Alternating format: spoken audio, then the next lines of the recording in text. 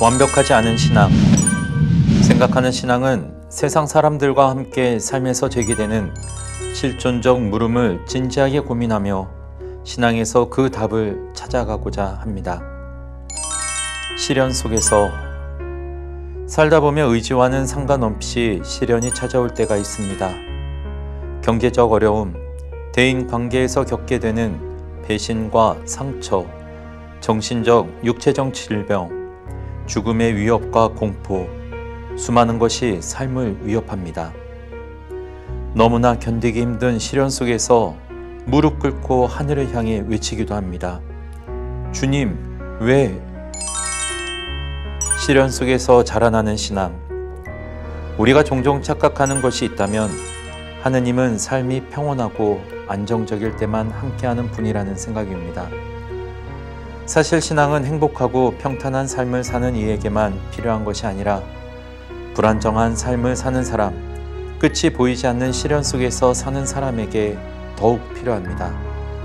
내가 더 잘 살 때 삶을 잘 정리하고 나서 그때 성당에 나가야지. 이러한 생각은 시련 속에서 자신을 고립시켜 결국 하느님의 은총을 거부하게 합니다. 아무런 문제가 없는 사람에게만 신앙이 필요한 것이 아닙니다. 오히려 신앙은 실존적인 물음, 살아가면서 이러저러한 일로 생겨나는 삶의 물음을 안고 진지하게 고민하는 사람에게 더욱 필요합니다. 성경 속 인물들도 우리의 처지와 비슷하였습니다. 사실 그들은 우리보다 먼저 신앙의 길을 걸었던 이들로 우리와 똑같은 삶을 살았습니다. 성경은 비참한 삶의 현실을 외면하지 않습니다. 우리보다 더 신랄하게 하느님과 신앙에 대해 물음을 던지며 치열하게 산 사람들의 이야기를 담고 있습니다. 성경은 이상적인 신앙의 표본을 제시하며 그대로 따르라고 하지 않습니다. 인간 존재의 명과 암, 나약함과 거짓됨까지도 깊이 통찰하고 있습니다. 성경 속 인물들과 함께 걸으며 우리의 삶의 문제에 대해 고민하고 신앙에서 그 답을 찾아갈 때 성경의 이야기는 놀랍게도 이미 끝나버린 옛 이야기가 아닌 오늘 우리 각자의 이야기가 됩니다. 신앙이라는 학교. 신앙은 질문을 던지는 법, 질문을 가슴에 품고 사는 법을 배우는 학교입니다.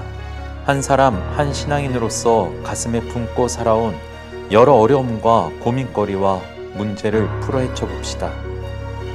물론 그 모든 물음에 대한 답이 한순간에 주어질 수는 없습니다.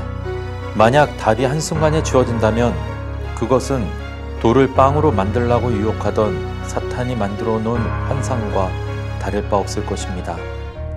답은 서서히 밝혀집니다. 나의 내면의 변화와 함께 주어집니다. 하느님의 침묵은 답을 얻기 위해 필요한 시간입니다. 기도에서 관건이 되는 것은 우리들 각자의 지향이 이루어지는 것이 아니라 기도를 통해 이루어지는 나 자신의 변화와 성장입니다.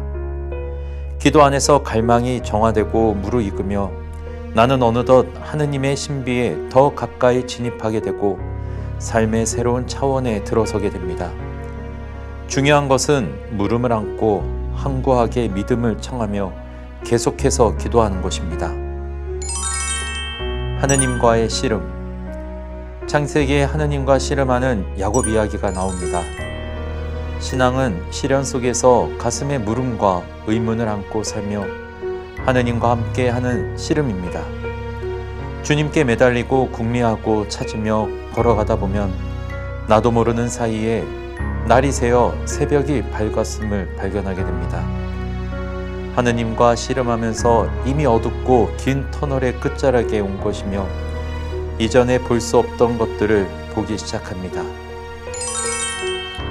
필요한 단 한 걸음. 끝이 보이지 않는 어둡고 긴 터널 속에 있다고 느끼는 나에게 가장 필요한 것은 단 한 걸음입니다. 끝이 보이지 않아 도저히 앞으로 갈 수 없다고 느껴지는 순간이 어쩌면 터널의 끝부분에 다다르기 위해 마지막 한 걸음만이 필요한 순간일지도 모릅니다. 앞으로 한 걸음 나아갈 수 있는 용기와 힘이 있다는 사실은 이미 그 시련을 이겨내고 있다는 증거입니다. 시련의 끝은 보이지 않지만 모든 시련은 반드시 끝나기 마련입니다. 그리고 그 시작은 지금 여기서 시작하는 단 한 걸음입니다. 그 한 걸음이 두 걸음이 되며 결국 터널의 끝자락에 다다르는 마지막 걸음이 될 것입니다. 신앙인의 대열. 신앙의 다른 특징은 이미 누군가 그것을 겪었다는 사실입니다. 나보다 먼저 그 길을 걸은 사람, 이미 그 길을 경험한 사람이 있다는 사실은 큰 위로가 됩니다. 내가 겪은 어려움에 대해 누군가와 이야기하는 것만으로 우리는 이미 시련을 넘어서고 있는지도 모릅니다. 나보다 먼저 이 길을 걸은 사람의 손길에 나의 삶을 맡기며 이제 주님께 믿음을 주는 법을, 내 발걸음에 믿음을 주는 법을, 주님과 함께하는 나 스스로에 대해 확신을 갖는 법을 배웁니다. 이처럼 신앙이란 누군가의 손으로부터 전달되는 특성을 갖고 있습니다. 터널의 끝을 향해 걷고 있는 나는 이제 나의 뒤를 따라오는 나와 비슷한 시련을 겪는 이에게 손을 내밀어 줄 수 있을 것입니다. 이처럼 교회란 시련을 이겨내며 신앙을 전수받은 이들이 주님 안에서 서로에게 의지하며 서로를 이끌어주는 공동체입니다. 우리는 예수님을 따른다는 것은 자신의 영혼 구원에만 힘쓰는 것이 아니라 실존적 물음, 특히 불의로 인해 고통받는 사람들의 실존적 삶에 관심을 기울이는 것입니다. 이웃이 겪는 삶의 문제에 귀 기울이고 그들의 처지에 공감하며 함께 신앙 안에서 답을 찾아가는 것, 바로 예수님과 그분을 따른 신앙인이 보여준 삶의 자세입니다. 우리는 어떤가요? 실존적 물음을 던지며 그 답을 함께 찾아가는가요? 아니면 자신의 배를 하느님으로 삼고 사는가요?